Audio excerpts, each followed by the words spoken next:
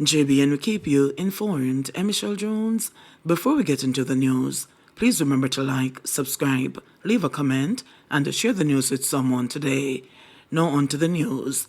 Businessman killed in ferry St. Thomas crash. A man died in a ferry crash in St. Thomas on Thursday night. He has been identified as Chamar Murray, a businessman of Danvers, in the parish. It's reported that shortly after 8 o'clock, the businessman was a passenger in a highest minivan traveling along Wharf Road in a westerly direction. When upon reaching the intersection with E Street, the driver reportedly lost control of the vehicle, which slammed into a wall and burst into flames. The driver managed to escape the vehicle, but the businessman was trapped in the front passenger seat and died in the blaze. A unit from the nearby Morant Bay Fire Department put out the blaze. Murray's death brings to 2 the number of fatal crashes in the parish in as many days. 2 people hospitalized following Trelawny crash. A man and a woman are now in hospital following a 2-vehicle collision in the vicinity of Coral Spring Village in Falmouth, Trelawny, on Friday morning. The man, who was driving a Toyota Vauxhall, is reportedly in critical condition. The woman was a passenger in the vehicle. The driver of the other vehicle, a Toyota Wish, was not injured. An eyewitness said that the Toyota Vauxhall was heading towards Duncan's, while the Toyota Wish was going in the opposite direction when the vehicles collided. The crash occurred around 7:30 a.m. Bartender shot and injured in Gregory Park. The St. Catherine South Police are searching for 2 armed men who shot and injured a bartender in Portmore on Wednesday. Reports are that, at about 4:15 p.m., the 39-year-old woman was at work along Queens Drive in Gregory Park, Portmore, St. Catherine, when 2 men posing as customers entered the bar. They reportedly ordered items and asked her about a man. They then brandished guns and fired shots, hitting her on the hands and legs. The hoodlums had escaped on a waiting motorcycle. Guns seized in Clarendon. A team of officers assigned to the Clarendon Police Division seized one Smith & Wesson Springfield 9mm with a magazine containing 2 9mm rounds of ammunition during an operation in New Banks, Chapelton in the parish on Monday. Reports are that, at about 9:30 a.m., lawmen were in the area when the premises was searched. During the search, the gun and ammunition were seen wrapped in a piece of clothing inside a house. No one was arrested in relation to the seizure. Investigation continues. Omar Collymore and co-convicts given life sentences for double murder. Omar Collymore, who was found guilty of orchestrating the contract killing of his wife and her taxi driver 6 years ago, was this morning sentenced to life in prison. The 48-year-old United States businessman, who was under 2 life sentences for each murder, will have to serve 46 years and 6 months before being considered for parole. Both life sentences are to run concurrently. The contract killer, Michael Adams, was also sentenced to 2 life sentences for the double murder and will be eligible for parole after serving 42 years and 6 months in prison. A 3rd convict, Dwayne Pink, was also handed 2 life sentences for the double murder and is to serve 32 years and 6 months before parole consideration.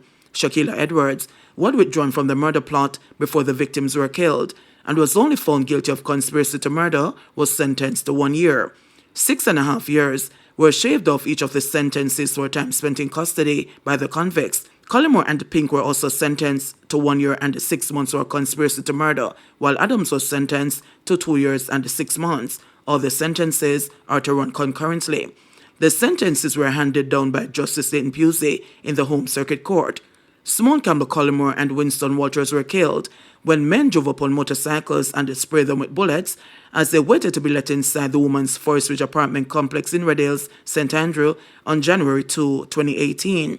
The 32-year-old mother of 6 was shot 19 times, while the taxi driver, 36, was shot 5 times.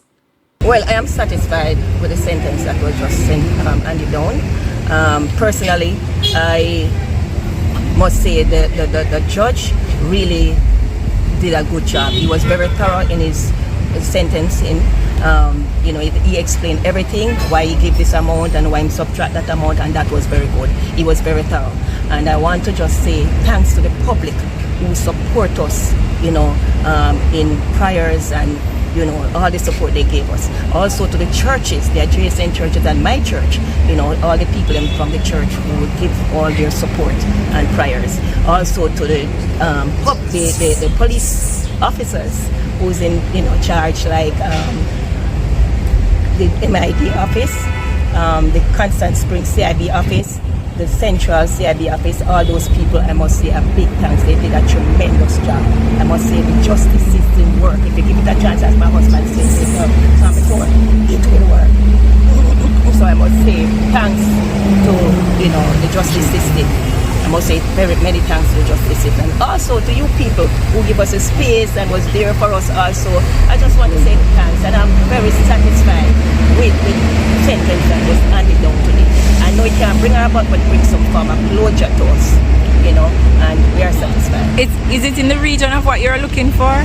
The number of years that he should serve before? I was looking for more, but I was satisfied with that. But one disappointment though is with Edwards. I was looking for more for Edwards, because evidence shows that after he withdrew, he went back and seems the cell tower picked him up with all the boys in Halfway Tree and Brook Valley. So I don't know why it was given that. But then again, let's adjust this. Barber charged after threatening ex-girlfriend with a gun. 28-year-old Jamil Samuels, otherwise called Jamie, a barber from district in Westmoreland, has been charged with assault of common law and the possession of prohibited weapon following an incident in Savlamar, Westmoreland on Saturday, July 20. Reports are that at about 1:40 a.m., Samuels allegedly went to the home of his former girlfriend and pointed a gun at her, threatening to kill her. The woman reportedly ran inside her house and called the police. Samuels was later arrested and subsequently charged. Preparations for his court date are underway. Indicom probing two police shootings in Hanover and St. Catherine. The Independent Commission of Investigations, Indicom, is probing two separate fatal shooting incidents involving the police on Thursday in St. Catherine and Hanover. The deceased men have been identified as 23-year-old Mark Lewis and a 23-year-old Jermaine Campbell, otherwise called Jay. Indicom says the police report that a joint police and military operation was being conducted in the Africa area of Old Barber, St. Catherine, when officers proceeded to a house on Burke Road. The officers allegedly entered the house, and Lewis pointed a gun in their direction. One of the officers reportedly fired at Lewis, who was injured and taken to hospital, where he was pronounced dead. The second fatal shooting incident occurred in Kendall District, Green Island in Hanover. It's reported that a surveillance team was on patrol when Campbell was observed behaving suspiciously. Campbell is reported to have fired at the officers, who returned fire, resulting in him receiving gunshot injuries. He was later pronounced dead at the hospital. The police say a gun was recovered from each incident scene. Indicom says the scenes were examined, processed, and evidential material recovered. The hands of the deceased man were swabbed for DNA testing, and their bodies were photographed and sealed, pending post-mortem examinations. Year to date, 90 people have been shot and killed by the security forces, of which 15 occurred in July. Two in custody after drug seizure in Manchester. The police are reporting that two people are now in custody following the seizure of 2 kilograms of cocaine and 12 pounds of ganja during an operation on Artsfield Road in Mandeville, Manchester on Thursday. Reports are that at about 7 p.m., the police intercepted a grey Toyota Axle motor car with 2 persons aboard. The police said the car was searched and cocaine weighing approximately 2 kilograms, as well as 12 pounds of ganja were discovered in the glove compartment and the trunk of the vehicle. The 2 occupants of the vehicle were subsequently arrested under suspicion of breaches of the Dangerous Drugs Act, the police said. However, their identities are being withheld pending further investigations. Government considers granting legal landing to Haitian asylum seekers. The government is awaiting legal opinion to determine the status of over 50 Haitians who have applied for asylum. National Security Minister Dr. Horace Chang said that the government is seeking legal opinion with a view to granting legal landing to the asylum seekers. Dr. Chang said landing would be for a period of 1 year. The Haitians arrived in the island via boat after fleeing instability in their country. Despite criticisms, the government has been quickly repatriating Haitians who they say have entered Jamaica illegally. Attorney at law and founder of Freedom Imaginaries, Malina Lane, has said while she welcomes the humanitarian stay option, it does not absolve the government of its responsibility to resolve the humanitarian situation. While we welcome a humanitarian stay option. I just want to emphasize that it does not displace the government's obligations under the Refugee Convention to grant refugee status to persons who are eligible. And, the Refugee Convention makes it very clear. And we do have a refugee policy. And so while we would welcome any humanitarian option that would alleviate the very difficult situation that they're in right now, we just want to emphasize that we still expect that their asylum claims would be considered. They have been in limbo since July 2023. They don't have papers to work. It's difficult for them to establish themselves, earn a decent living, and support themselves. They're not getting adequate access to medical care because there's no process in place. And so the protocol right now is for them to call me, their attorney at law, and then for me or to ask the police to take them, and the police constantly say there's no vehicle to take them, so they are languishing. I mean, there's no electricity at the camp right now, so they're in darkness. They say they're not getting adequate meals because, there's not enough food. The children are suffering. They haven't been in an education system since they came here in July, which means that for over 1 year, young children have not had access to education. There is a process that is articulated under the 2009 refugee policy, which we will exhaust, and there is also a constitutional claim that's before the court, which I won't discuss in detail except to say that there are serious human rights issues, constitutional rights issues that need to be resolved, and so we will be exhausting those remedies before the court.